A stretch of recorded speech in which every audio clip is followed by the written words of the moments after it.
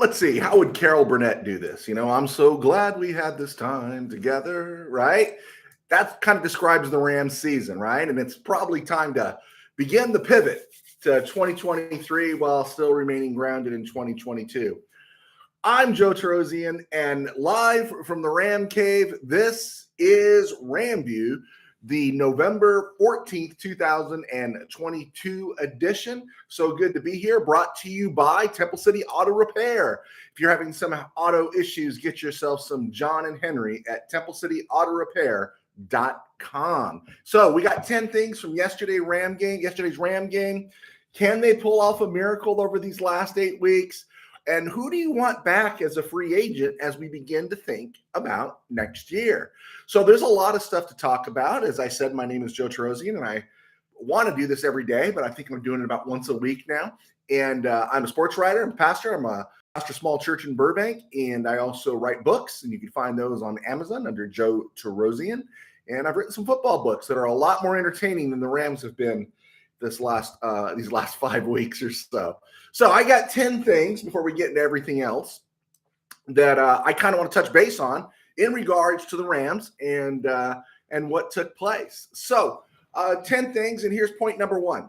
I dropped it on Twitter and Facebook before kickoff that soon as I heard Kyler Murray wasn't playing, I knew the Rams were in trouble. I know that sounds counterintuitive. It sounds crazy. Sounds a little oxymoronic, but I don't think Kyler Murray is that good. And the thing is, you could always count on the more talented, because Kyler Murray is definitely more talented than Colt McCoy. You could always count on Kyler Murray making the big mistake at a crucial time, because I think his ego gets the best of him. I think Colt McCoy understands his limitations and is remarkably efficient. And when you put remarkably efficient Jimmy Garoppolo, right, remarkably efficient Colt McCoy against a defense that gives the kind of cushion the Rams defense gives, then Colt McCoy looked like he was back in Austin playing for the Longhorns again. And that's what it was. He just wasn't going to make the mistake. He wasn't going to do the spectacular. He wasn't going to do the splash play, but he did exactly what Cliff Kingsbury needed. And they got I don't say they got a big problem, because Kyler Murray, they're paying him to be the starter. But I think it's evident that an efficient quarterback can probably take the Cardinals back into playoff contention, where I don't think Kyler Murray is that guy. I just don't. It's fun to talk about other people's problems, right? It's great, because then I don't have to talk about my team's problems.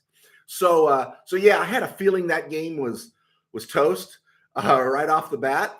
Also, when the Rams lined up and there was no Alaric Jackson, and amongst a galaxy of darkness this year, the one shining star really has been the development of Alaric Jackson. We found out he could play some right guard. We knew he could play tackle, and he was out, a little bit of a knee issue. Hopefully it's nothing too permanent, but Alaric Jackson was out, and so you knew that hurt the cause. And so the Rams came out there with another starting lineup. Ty Neskey at left tackle, Coleman Shelton returned at left guard, Brian Allen at center, Chandler Brewer at right guard, and Rob Havenstein.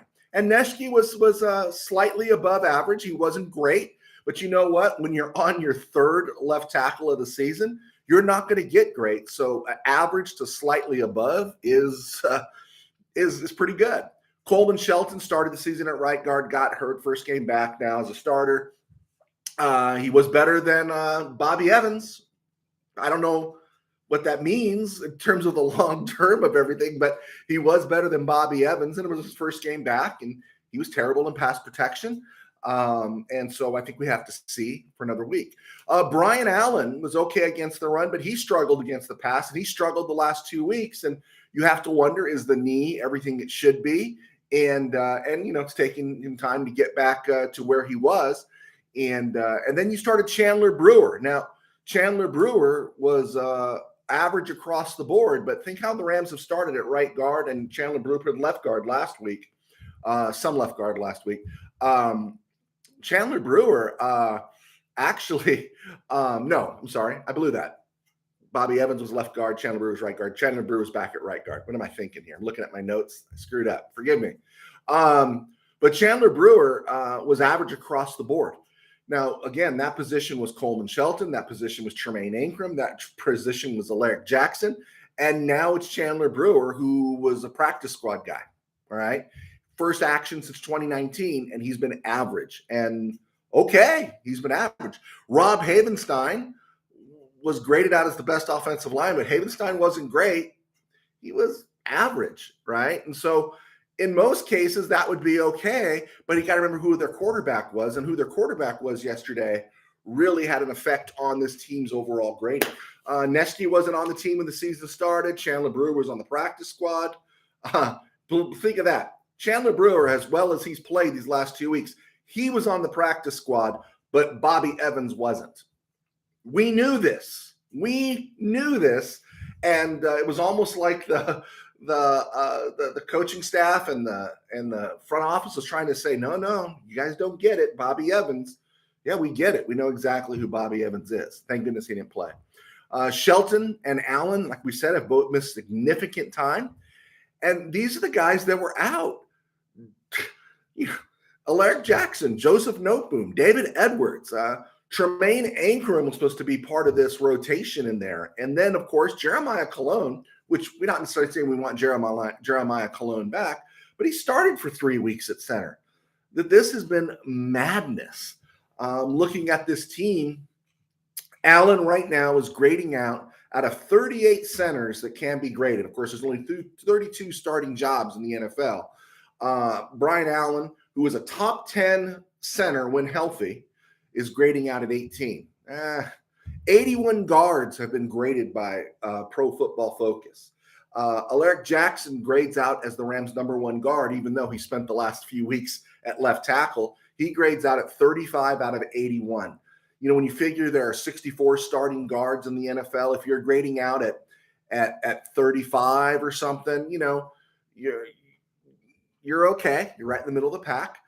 David Edwards graded out at 52, and Bobby Evans, of course, out of 81 guards in the NFL, has graded out at 80. At tackle, 80 tackles have been graded by PFF.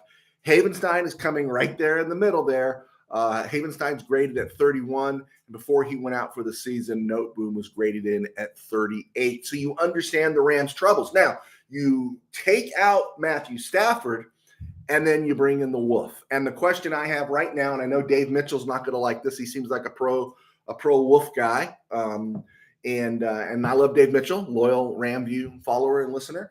But the Wolf we're talking about is not Harvey Keitel from Pulp Fiction. The Wolf we're talking about is John Wolford. And it was a cute story at the end of 2020. And he did a nice little job. But that's all he was. And again, you spend any time watching him with your football eyes. If you've got some football experience, if you've seen it, you don't need to have played in the NFL or drawn a paycheck from the NFL to know that John Wolford is no Gary Kubiak or Frank White, right? He's not Don Strock, all right? He's just a guy who should be back on Wall Street. Cute story.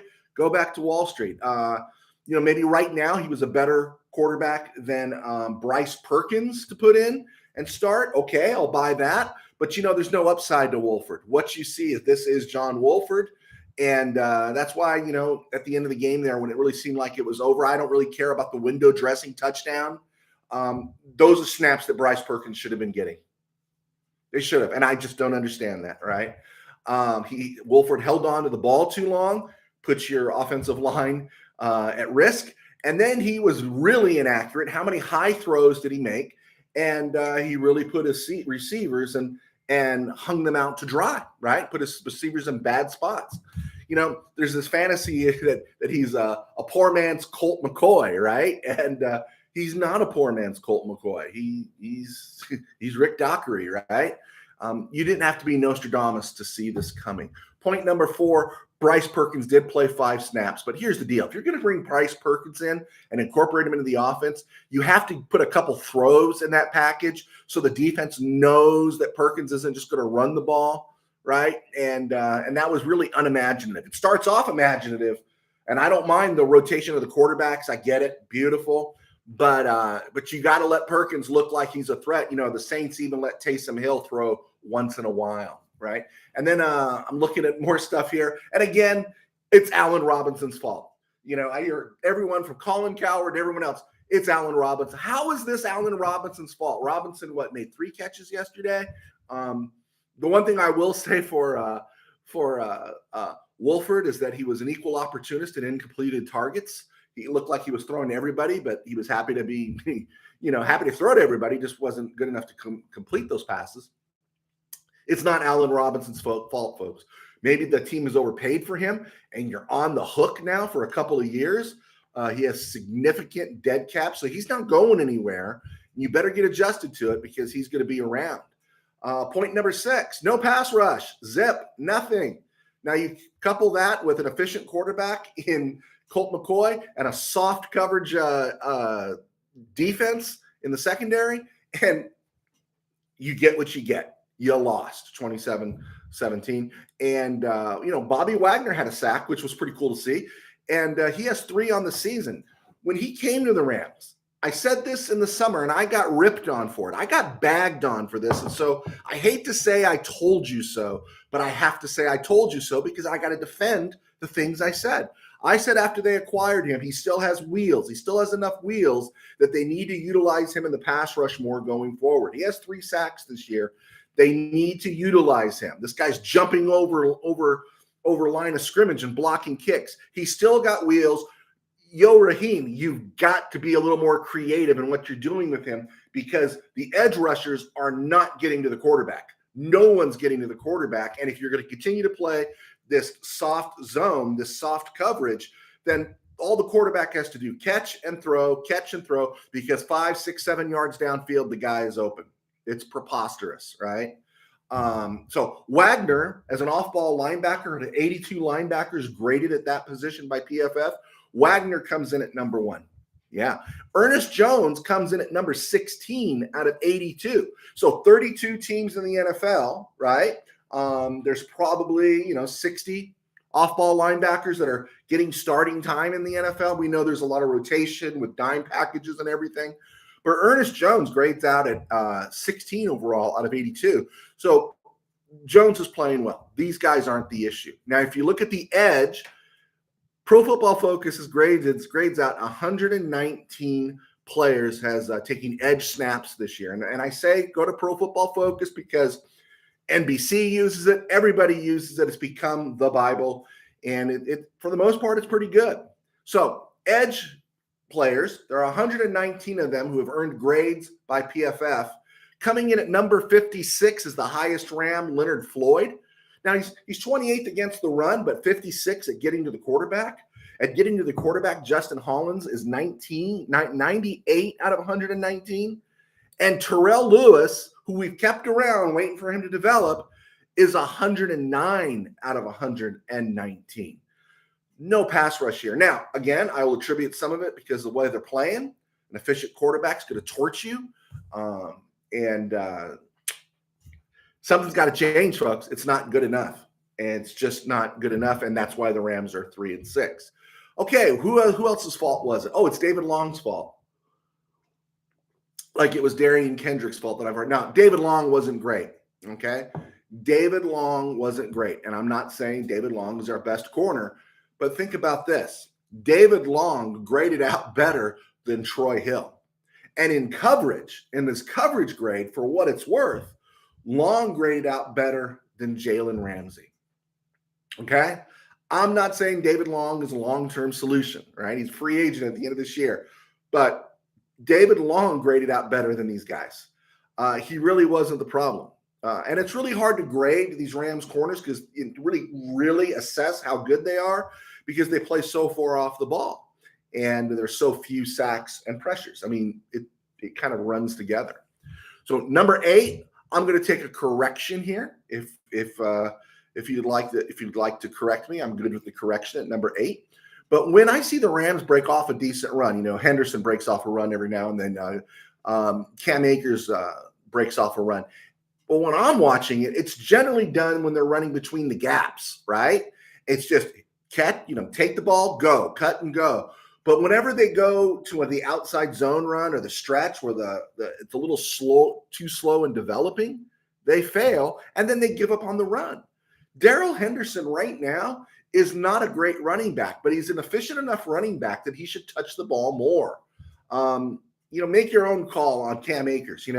Let him touch the ball more, right? He only played 17 snaps or whatever yesterday, 20 snaps. And my thing is that given the way the offense is going, and these guys are, as running backs, generally required to block, and they're not great blockers, but given where the offensive line is at, maybe you have to find a way to package Henderson and Akers on the field at the same time. They both can create a mismatch with a linebacker. They both can run between the gaps. Maybe you have to figure out a way to use them both at the same time and really commit to the running game, and don't just do this flowery show of a running game. Right now, Sean McVay's running game is a lot like a politician. They'll say anything to get elected, but they're never really going to follow through on anything, right? And so they talk about, we're going to develop the run game. We're going to do this. We're going to do this. And, a couple plays happen, a couple bad things happen, and then they just completely abandon it. And you're not going to run that slow developing outside zone stuff when you got your third and fourth string players playing along the offensive line. I just don't get it. Line them up, plow the road, just blast the ball, and take your 1 to 2 yards. Take your 3 yards, take your occasional 5 yards. So maybe you're in 2nd and 9 and not 2nd and 14 because you ran the stretch play. I don't know. Kyren Williams played late yesterday, but not early. Why play him late? Why risk him getting hurt, right? I would have put Cam Akers out there and let him get a few more reps under his belt since he's played so little this year. But let's see what Kyren Williams has when it counts, right? Let's see what he has when it counts. Number 9, with week 10 completed, Tutu Atwell has not played since week 6. Now, the Rams already dumped Terrell Burgess in the street, a 3rd-round draft pick who was 104th overall in 2020. They put him in the street, and he signed with the Giants practice squad. This party's over for Tutu, and I don't think Tutu even got a chance. That's how bad they viewed Tutu. Lance McCutcheon played 3 snaps, and then here's the other one that's starting to constantly bug me is Brandon Powell only played 5 snaps. The dude's got some life in his legs. They really need to utilize him. I think there are weapons. I just don't think they're being used. I think there's some dogmatic approach going on that says, hey, we got to do it this way. And I'm seeing a lot of Fisher creativity instead of McVay creativity right now. And we know there is no creativity to Fisher. And so Sean McVay, I know you watch this show. Can you get on this and try to salvage some of this season? Number 10. Okay, Terrell Burgess signed with the Giants practice squad. He was the 3rd pick of the Rams, 104th overall in 2020, and it really looked like he was going to be something, and then he vanished, kind of like Ernest Jones has vanished. Not Ernest Jones, I'm sorry, Jordan Fuller. What was that guy's name? Jordan Fuller. Yeah, I remember that guy. Ernest Jones, for way of reference, was drafted 103rd overall in 2021, 1 year after Burgess at 104. Jones was drafted at 103, and he's really contributing. The previous 3rd-round pick before that was Bobby Evans in 2019, and of course, he was taken 97th overall out of Oklahoma, and for some reason, he's still drawing a paycheck. Okay, when we think about that, we talk about roster stuff. Free agents at the end of the season. Here are the free agents at the end of the season. A'Shawn Robinson, Greg Gaines, Troy Hill, Matt Gay, Taylor Rapp, Darrell Henderson, Riley Dixon, Brandon Powell, David Long Jr., Bobby Evans, Justin Hollins, David Edwards, and Nick Scott. Those are the key players that are free agents this year. When you think of who could be a cap casualty, because maybe the Rams just want to go another direction. Well, Leonard Floyd is making his cap hit for the next 2 years, 2023 and 2024. The Rams are going to get punished 31.5 rocks, 31.5 million. He's got a 19 mil cap hit next year and a 12.5 mil cap hit in 2024. Leonard Floyd's not going to get cut. Maybe Tyler Higbee at 5.5 that he's due next year. He could be a 5.5 savings. That's a possibility.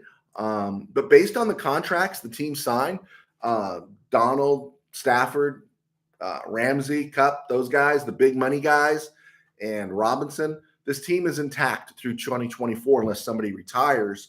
That's where this team is right now. So no one really is going to get cut. The team you have is the team you're going to get. But they do have some room under the salary cap, not a whole lot, but they do have some room, and it's supposed to go up again. And we'll talk more about that when the season goes on. But if you look at the defensive line, Ashawn Robinson and Greg Gaines, you have to figure one or both will be gone. It has not been a good year for Greg Gaines. Even though he was injured yesterday, he's not had a good year. And Ashawn Robinson, great in the Super Bowl, but you just don't know what you're going to get. He's still young, but one or both of those guys will be gone. Troy Hill, I got to believe he's gone. Matt Gay, unless there's some real financial issue, you got to figure Matt Gay will be back. Taylor Rapp, gone, right? I mean, please, really? The Rams are going to give him a second contract, which means more money? No, I don't think so. The one that's interesting to me is Darrell Henderson. Now, Darrell Henderson hasn't done anything to really say some other team may want him, unless they're really reading it and say, oh, we can get some clicks out of this guy. So there's a possibility he'll go. But there is a possibility maybe because he won't get much on the open market because people aren't paying for running backs. Hey, Cam Akers has more talent than Darrell Henderson, but no one touched Cam Akers. You know why? Because running backs are a dime a dozen these days. And if Darrell Henderson can come back, that'd be great. It'd be nice if we used him in a better way. Hey, no complaints about Riley Dixon at punter. It's all about, how much money is he going to want and how much is somebody else going to offer him. But Riley Dixon, I would expect him to be back. Don't we want Brandon Powell back? I want Brandon Powell back. It's fun to watch a kickoff or a punt return and think there's this chance, there's this opportunity, there's a potential for a return for a touchdown, right? And that's not always the case with the Rams, at least not since Pharaoh Cooper left. David Long Jr., Darian Kendrick, Kobe Durant, Robert Rochelle still under contract. David Long Jr., I think, is gone. I've put more dirt on Bobby Evans' grave than anybody, probably in Blogasville. But Bobby Evans is a free agent at the end of the year. He's gone. Justin Hollins. I like Justin Hollins. Justin Hollins has not been great this year. He's been very average. I think Justin Hollins is gone.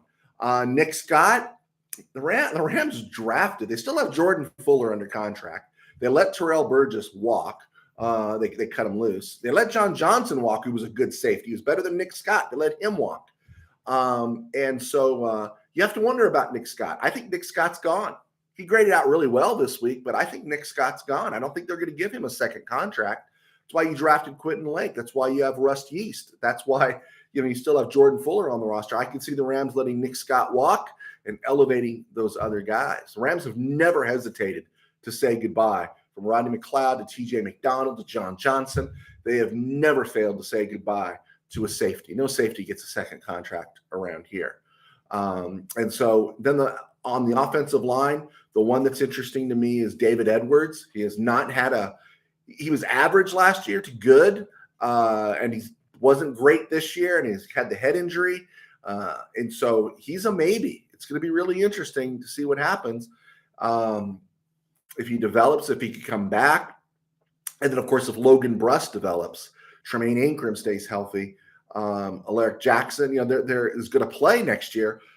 They're going to give Joe Noteboom every opportunity next year to be the left tackle. They're paying him that kind of money. So Alaric Jackson, who fits the budget, could end up at one of the guard spots, right? And so Edwards may be expendable. And so that'll be interesting to see. So that's my 10 thoughts on the Rams as we hit the 23-minute mark. Couple things. I really thought the Chargers were going to beat the 49ers last night.